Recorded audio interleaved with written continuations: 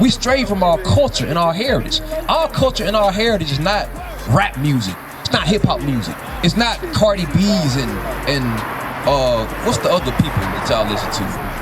Meg the Stallions and Glorrillas, you know, Section Reds. That ain't the culture of the black women. But believe it or not, those are the images that our black women had to look up to. You want to know how I know that? They dress like them, they talk like them, they walk like them. They do their hair like them. They don't wear their own natural hair. They go put other people's hair in their head. See how far we falling? God said we the greatest people upon the face of the earth, but we take upon the customs of the other nations. Because we were slaves in this land. We picked up everything that they did, that they taught to us, we take it and we run with it today like it's ours. None of this belongs to us. I pass the angels to enter like I need 1,000 years of labor. Sit on my throne with my savior. Try to know wine, press alone. He bring pain like major. You think the nations is equal to us? TK Kirkland, who raised you? Flex on occasion, my God a racist. That's why we moving with patience. It's been a long time coming. I spent my whole... You say name what, bro? Jarvis and Simone and Daisy. What do you think it's gonna take? What's the view that the world has on our black sister today? Like how does the world see the sister today? Yeah. Okay. Stop right there. How do the world view black men today? Aggressive. What you say? Huh? Killers, right? What do y'all think that image? How do? Because you would say the way. How would you say the black women dress today? Like hoes, pretty much, right? So there's a stereotype that's put on the black women that they dress like hoes, and there's a stereotype put on the black men that they niggas and killers, right? What do y'all think that come from, and how do we fix it? So first of all, is the stereotype true? No. Is it true that black women dress like hoes? No. You don't think so? That's just the way they express themselves. But is the way that black women express themselves, is that the way that you present yourself now, or the way that we see black women today, is that a positive image? It's not, right? What does it say about yourself? Say that something is missing, right? Give me you read this, the history of Susanna, verse 1, right? So the stereotypes that we have on us today, believe it or not, we are part of why that stereotype is true. The way that our sisters dress and the way that our men carry themselves. Now, if we want to fix it, how do we fix it? We can't fix it by turning to the same issue that got us in this position. We got to fix it by turning back to the Bible. That's what we haven't realized. Y'all say y'all Christians. You believe in the Bible too, sis? Yes. You do? What does the world say about the image of the black woman today? Does the black woman carry herself like she should, like she's an upstanding Christian? Or she carry herself like what? Like hoes, right? So if that's a stereotype for the black women, do y'all think I have a responsibility to fix it? Yeah. You do, right? Yeah. How do you fix it? Change it. You gotta change it, but change it according to what? The Bible. Okay. You a Christian? You're not a Christian. But you understand that the values that the Bible have for us is how we're gonna fix our life, right? Why don't we apply it to our life? Trying to keep up with the Joneses. Read that. History of Susanna, verse 2. History of Susanna, verse 2. And he took a wife whose name was Susanna. Read it. Whose name was Susanna, the daughter of Chelseas, a very fair woman, and one that feared the Lord. So this woman was she was very good looking, and she feared the Lord. What does it mean to fear God? To respect him? What y'all say? You don't think you should? Why not? I don't think God wants us to fear him. Mm-hmm. He wants us to I don't know how to explain it, but I don't think he wants us to be scared of him. Okay. What you say? I kind of agree with both. You kind of agree with both? So you think we should respect him, but you don't think we should be afraid of him? But when he comes back, you shouldn't be afraid. But if he come back and you not doing what you're supposed to do, what's gonna happen? You're gonna get put to death, right? You understand that this right here, slavery. Y'all understand why slavery happened to us as a nation of people? Why we at the bottom of society today? Why we struggle today? Y'all understand why we in this position? Or do y'all not? It's okay. Maybe you don't. You know what I'm saying? You said a white man brainwashes you with that, right? Did y'all know that the reason that black people went through slavery was not because the white people brainwashed us, but I'm gonna show you why. Deuteronomy 28:15. We're gonna come back. Deuteronomy chapter 28 and verse 15. But it shall come to pass. So, y'all familiar with the book of Exodus? What was Moses known for? You don't know? What about you, sis? You know what was one of the famous things or most known things that Moses was known for? He parted the Red Sea. He did. He was a shepherd. But when he parted the Red Sea, what did he do? Why did he have to part it?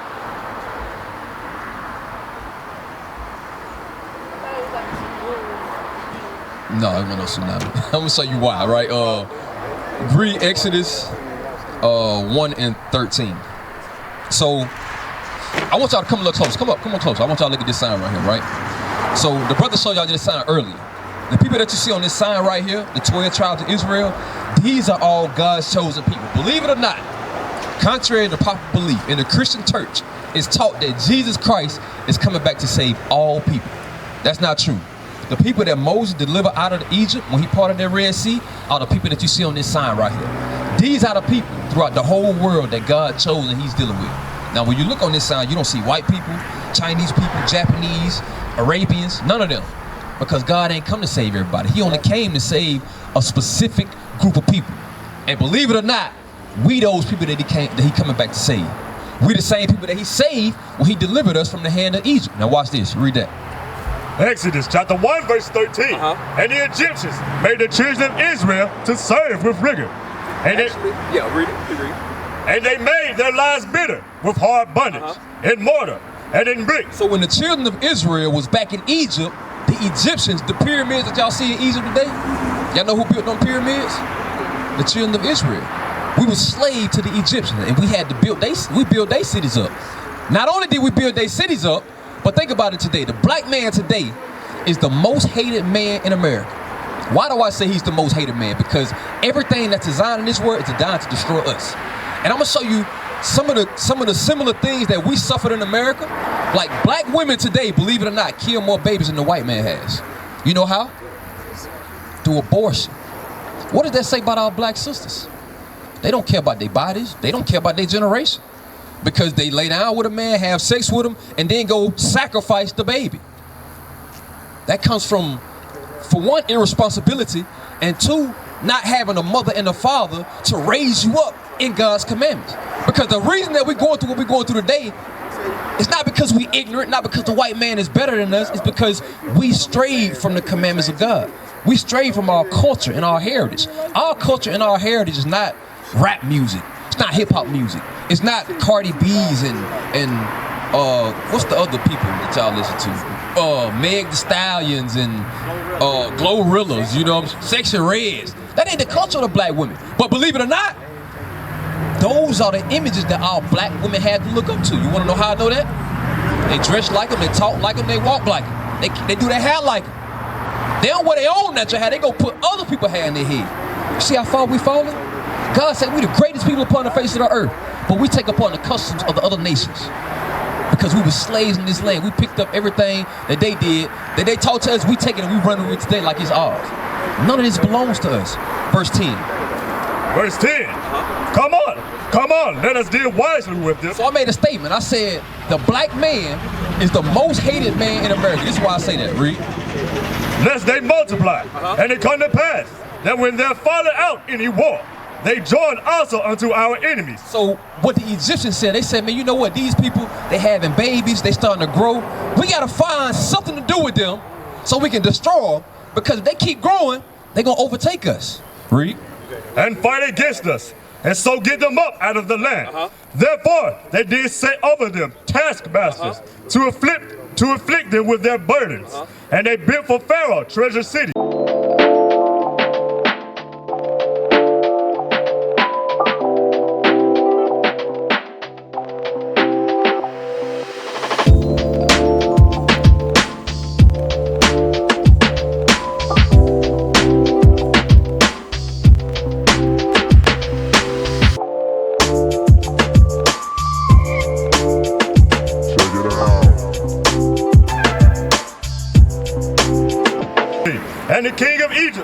to the Hebrew midwives. So when they figured out that we was having a lot of babies, the Egyptian man, he went to the women.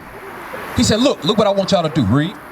Of which the name of one was Shiphrah, and the name of the other Puah. And he said, when you do the office of a midwife to the Hebrew women, and see them upon the stools, if it be a son, then ye shall kill him. What? Then ye shall kill him. So he said, when y'all delivering these babies that belong to the Hebrew women, if it's a boy, kill it. Read.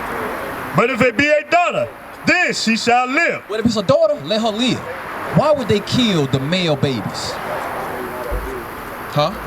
So you won't produce. But you keep the females, why? So they can produce. How many Planned Parenthoods do we have set up in the black communities? You think that's for your benefit? It's not. It's so you can continue to destroy your race and yourself. And you disintegrate your ability to be able to pair bond with a man. Because I guarantee, I could be wrong, but most of the women, most of the black women in our community are not virgins. But they expect so much from a man. But the thing that's supposed to be precious to you, you give it up. 4, 5 people, how old are you? 17, y'all had sex before? You had sex before, right? Why? And I'm not, and it's a rhetorical question, you know what I'm saying? But what we gotta understand is that your value as a woman, the most valuable thing that you have to you is your womb. It's to be able to give a man a baby to bring children into this world. That shouldn't be something that's so freely given away. You see what I'm saying? But a lot of time, a lot of men, they gonna come to you and approach you. Why? Because of how you look. If you look like a product, if you look like something that can be had, they gonna want you. So y'all gotta take better care of yourself. You gotta dress up. You gotta put dresses on. Give me Deuteronomy 22:5. The way that our women dress today is out of order.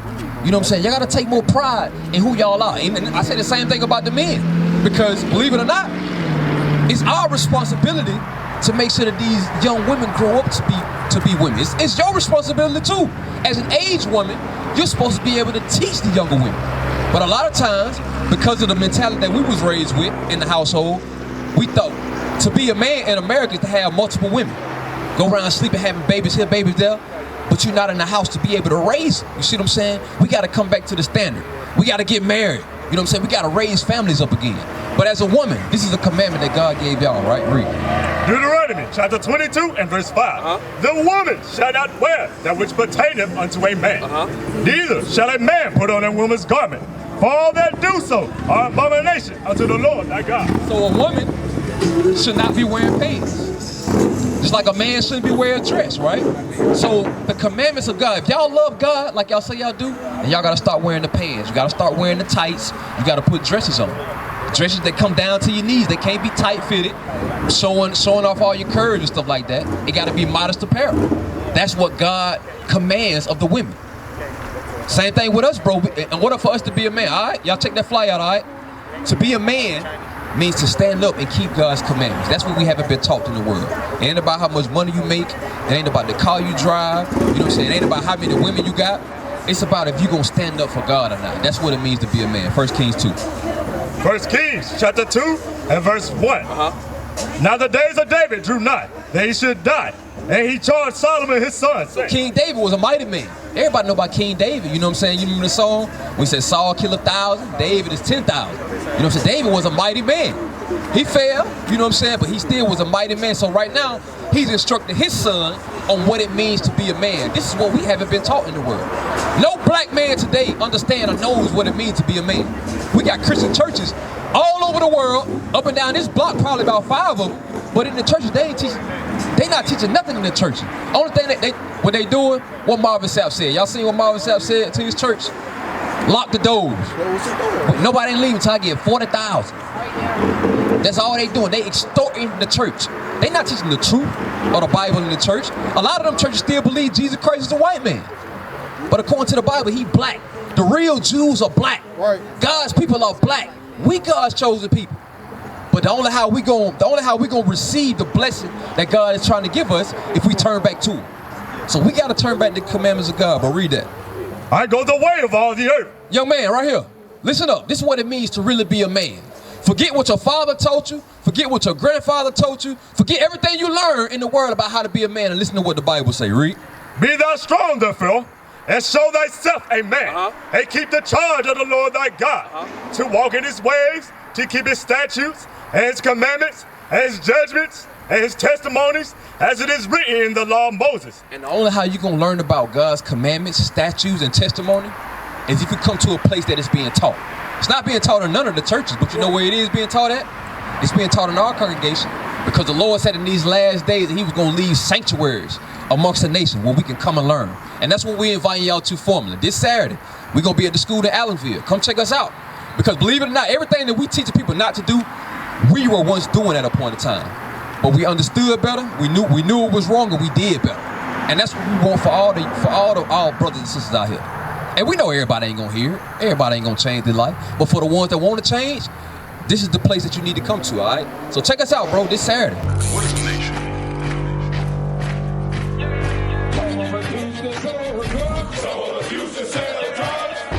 Nation is men leading by example.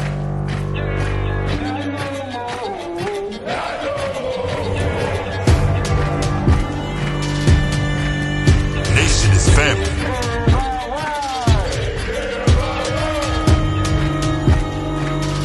Nation is community. Nation is children with role models.